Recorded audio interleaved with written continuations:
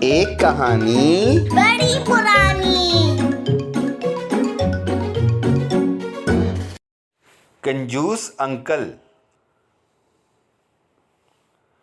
Tarbela dam کا نام تو سب نے سنا ہوگا۔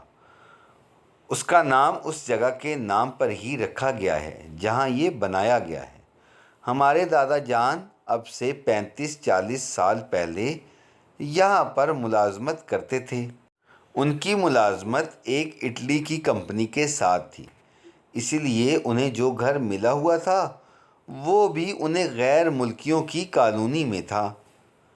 دادا جان تھے تو انجینئر، مگر اردو کی کتابیں پڑھنے، کہانیاں لکھنے اور کہانیاں سنانے کا بہت شوق تھا۔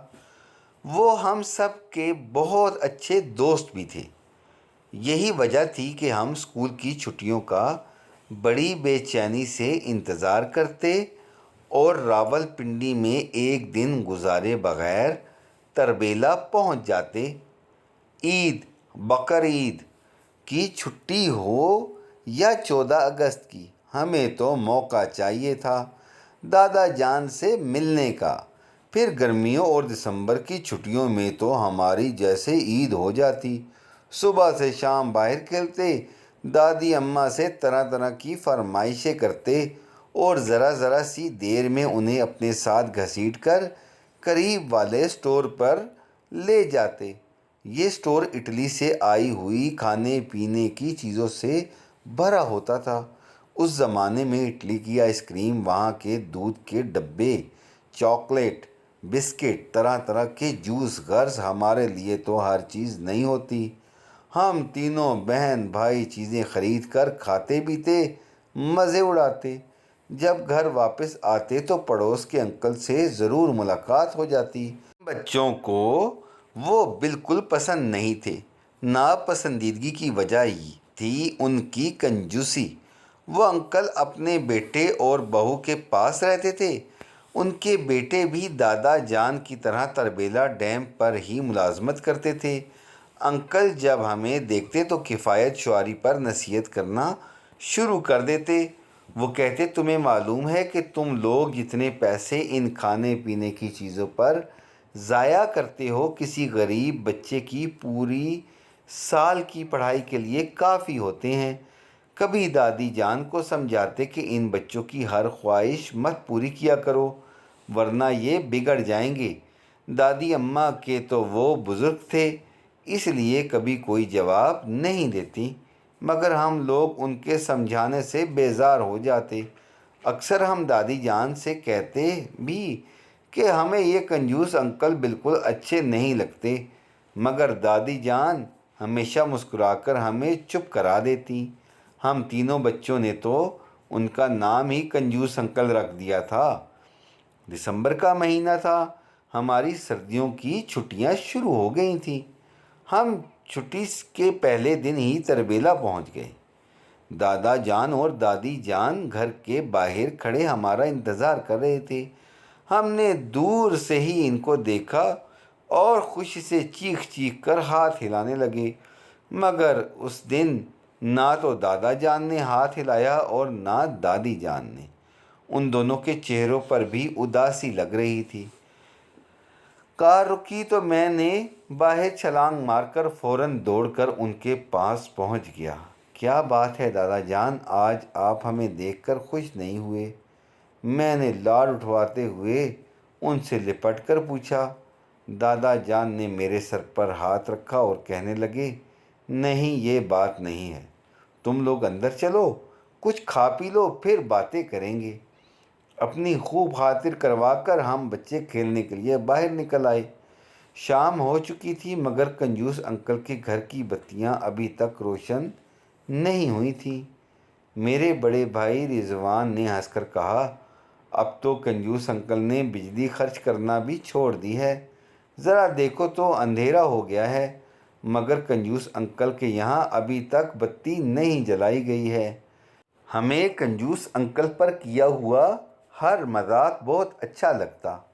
ہم نے رضوان بھائی کی بات پر زور سے کہا لگایا۔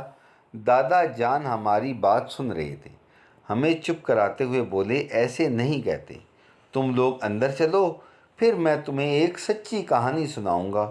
ہم برآمدے میں آ کر ان کے ارد گرد بیٹھ گئے۔ دادا جان کہانی سنانے لگے۔ ایک چھوٹے سے شہر میں ایک آدمی رہتا تھا، بہت سیدھا سادہ، بہت نیک طبیعت کا، مگر ایک عجیب بات تھی، اس آدمی کے بہت زیادہ دوست احباب نہیں تھے۔ وجہ یہ نہیں تھی کہ لوگوں کو وہ پسند نہیں تھا یا اسے لوگ پسند نہیں تھے، بلکہ یہ تھی کہ وہ غیر ضروری نہ تو باتیں کرتا اور نہ ہی خرچ کرتا۔ عام طور پر دوستوں کو تو اچھا وقت گزارنا ہوتا ہے، تو وہ بھلا اس کے پاس بیٹھ کر کیا کرتے؟ وہ آدمی بہت بوڑھا ہو چکا تھا، ایک دفعہ بہت بیمار پڑا، یہاں تک کہ ڈاکٹروں نے صفائی سے بتا دیا کہ اس کی زندگی کے دن بہت تھوڑے رہ گئے ہیں۔ یقیناً ایسی بات سن کر کوئی بھی خوش نہیں ہوتا ہے۔ اس آدمی کو بھی بہت دکھ ہوا، مگر ایک پریشانی بھی ہوئی۔ وہ پریشانی تھی اپنی ڈائری کی۔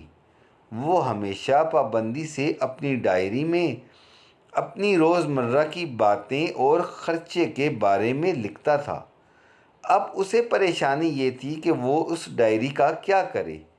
کیا اسے جلا دے تاکہ کسی کو خبر ہی نہ ہو کہ وہ زندگی بھر کیا کرتا رہا، یا پھر کسی کے حوالے کر دے؟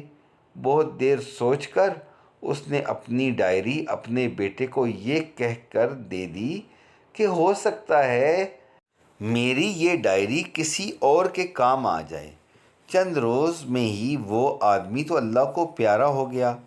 بیٹے نے ڈائری کھولی، اس میں جہاں اس بات کا شکوہ تھا کہ وہ ظاہری دوست بنانے میں بالکل ناکام رہا، وہیں پیسوں کا حساب بھی لکھا تھا۔ کہیں چند ہزار روپے کسی غریب کی بچی کی اسکول کی فیس، تو کہیں پوری کی پوری پینشن کی رقم کسی کے علاج کے لیے دی تھی، کہیں زلزلے کی تباہ کاریوں کے بعد کسی غریب کے احسان کا گھر بنانے میں مدد کی تھی، تو کہیں اسپتال کی تعمیر میں سب پیسے لگا دیے تھے۔ اس آدمی کا بیٹا ڈائری پڑھتا جا رہا تھا اور روتا جا رہا تھا۔ اس کے بیٹے اور بہو نے بھی زندگی بھر اسے کنجوس سمجھا تھا۔ دادا جان کی آنکھوں میں بات کرتے کرتے آنسو آ گئے۔ پھر وہ کہنے لگے، تمہیں پتہ ہے کہ وہ آدمی کون تھا؟